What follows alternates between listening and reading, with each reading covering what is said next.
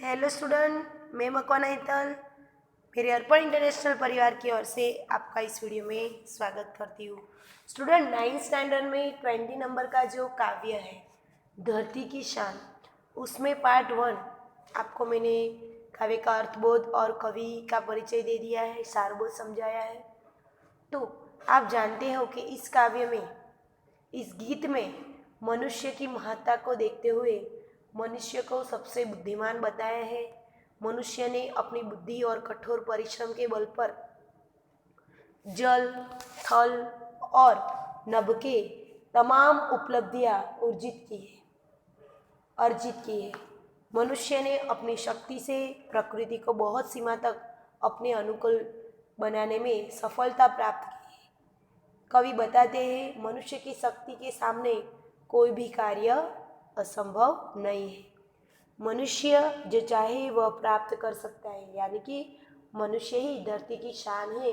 यही भाव काव्य में अंतर्निहित होता है। तो स्टूडेंट, अब हम काव्य की आगे का अर्थबोध प्राप्त करेंगे। नैनों में ज्वाल तेरी, गति में भूचाल, तेरी छाती में छिपा महाकाल है।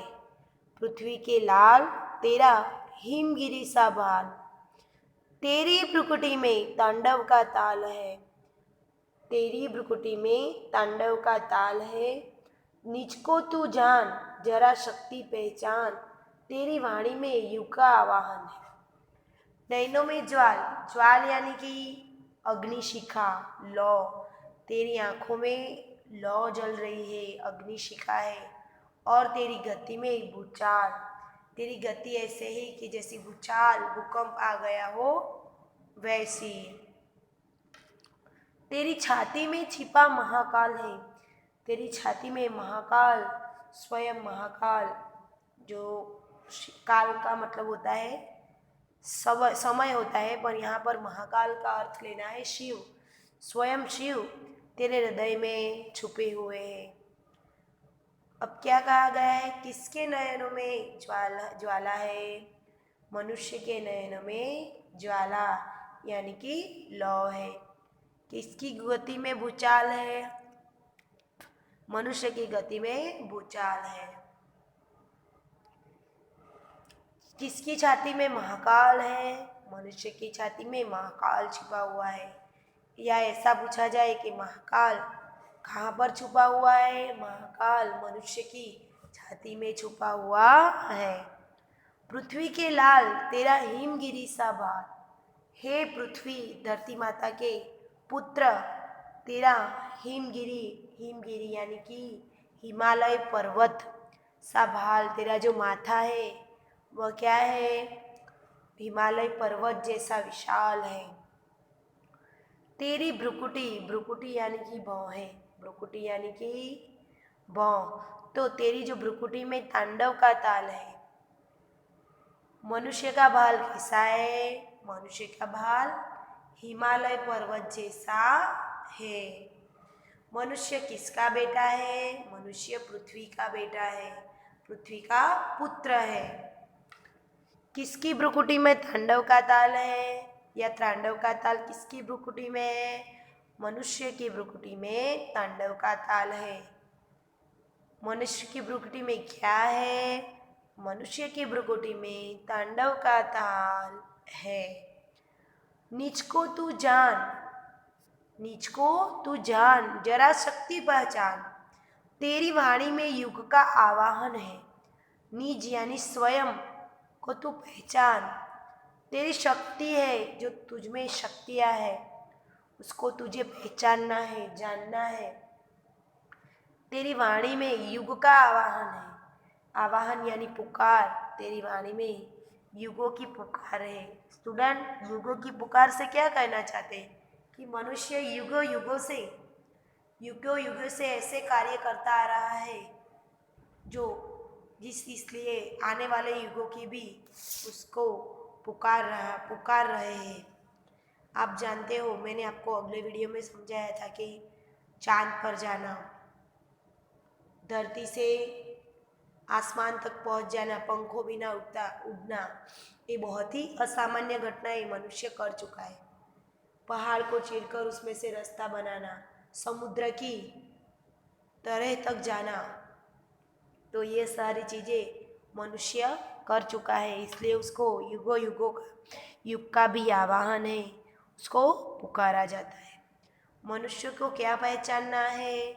मनुष्य को उसके अंदर की शक्ति को पहचानना है। किसकी वाणी में युग का आवाहन है? मनुष्य की वाणी में युग का आवाहन है, युग की पुकार है। मनुष्य की वाणी में क्या है? मनुष्य की वाणी में युग का आवाहन है। ऐसे एक दो वाक्य के प्रश्न आपको पूछे जा सकते हैं, तो आपको ये बात खास ध्यान रखनी है। स्क्रीन पर आपको अच्छे से काव्य दिखाई दे रहा है स्टूडेंट, कृपया करके ध्यान दीजिए। धरती सा धीर तू है, अग्नि सा वीर। धरती यानी कि पृथ्वी, जमीन, भूमि, सधीर यानी कि धैर्यवान, स्थिर है। अग्नि सा वीर, अग्नि जैसी तुझ में वीरता है। तू जो चाहे तो काल को भी थाम ले। तू अगर चाहे तो समय को भी तू क्या कर सकता है? थाम सकता है, रोक सकता है। काल यानी समय। पापों का प्रलय रुके, जो पापों का प्रलय, प्रलय यानी क्या होता है? नाश, विनाश।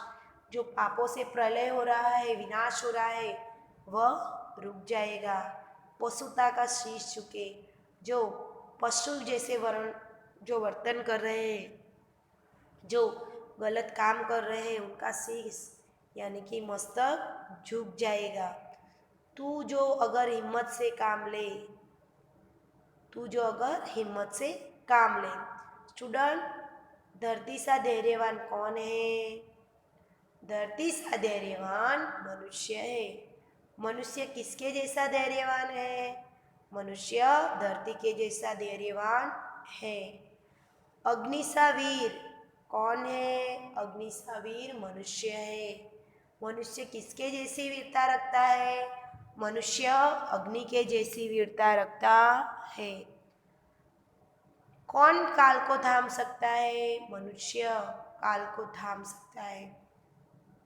मनुष्य किसको थाम सकता है? मनुष्य काल को यानी कि समय को थाम सकता है, रोक सकता है, और वह पापों को भी रोक सकता है। तू जो अगर हिम्मत से काम ले, अगर तू हिम्मत साहस से काम ले। गुरु सा मतिमान, गुरु जैसी मति, मति यानी बुद्धि वाला। पवन सा तू गतिमान, पवन जैसी गति वाला। तेरी नभ से भी ऊंची उड़ान है रे। नभ यानी आकाश से भी ऊंची ऊपर तेरी उड़ान है। मनुष्य को कैसा कहा गया है? मनुष्य को हिम्मत से काम लेने वाला, गुरु सा गतिमान या गुरु सा बुद्धिमान, विचार करने वाला, पवन से भी ज़्यादा गति वाला, और आकाश से भी यानी कि गगन से भी ऊंची उड़ान भरने वाला कहा गया है। स्टूडेंट, आपने देखा कि इस वीडियो में मैंने आपको इस काव्य का हर एक शब्द समझाया है। हर एक वाक्य में से प्रश्न निकलते हैं, उसका उत्तर भी मैंने आपको दिया है। तो आप अच्छे से इसको याद रखोगे और इसमें से पूछे गए विभिन्न प्रश्नों के उत्तर परीक्षा में लिखोगे। कवि की दृष्टि से स्वाध्याय के प्रश्न ऐसे होंगे, तो आपको कैसे उत्तर देने हैं वो मैं आपको थोड़ा ओरली समझा देती हूँ। कवि की दृष्टि में सर्वाधिक महान कौन है? कौन आएगा? मनुष्य। कवि की दृष्टि में सर्वाधिक महान मनुष्य है। आप क्या क्या कर सकते हैं? तो मैंने आपको काव्य में जो समझाया वो सारी चीज़ें आपको लिखनी है कि पर्वतों को फोड़ सकते हैं, नदियों का मुख यानी कि दिशा मोड़ सकते हैं, माटी से अमृत निचोड़ सकते हैं, धरती को अंबर से जोड़ सकते हैं। ये दो तीन वाक्य में लिखेंगे। अन्य जीव से मनुष्य कैसे महान है? अन्य जीव से मनुष्य महान है क्योंकि उसके पास वाणी है, बुद्धि है, इसलिए धरती की शान कविता के रचयिता कौन है? धरती की शान कविता के रचयिता पंडित भरत व्यास है। और इसका साहित्य प्रकार क्या है? तो गीत है।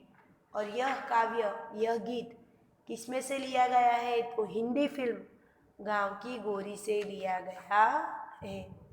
तो स्टूडेंट, आपको जो भी मैंने इस काव्य में समझाया है उसका पूर्णतः अर्थबोध हो गया होगा। इसकी वर्कशीट में आपको भेज रही हूँ। वर्कशीट में से प्रश्नों के उत्तर अच्छे से मुखपाठ करने हैं और अच्छे अक्षर से लिख के मुझे इसकी फ़ोटो क्लिक करके PDF बना के मुझे सेंड करनी है। अस्तु।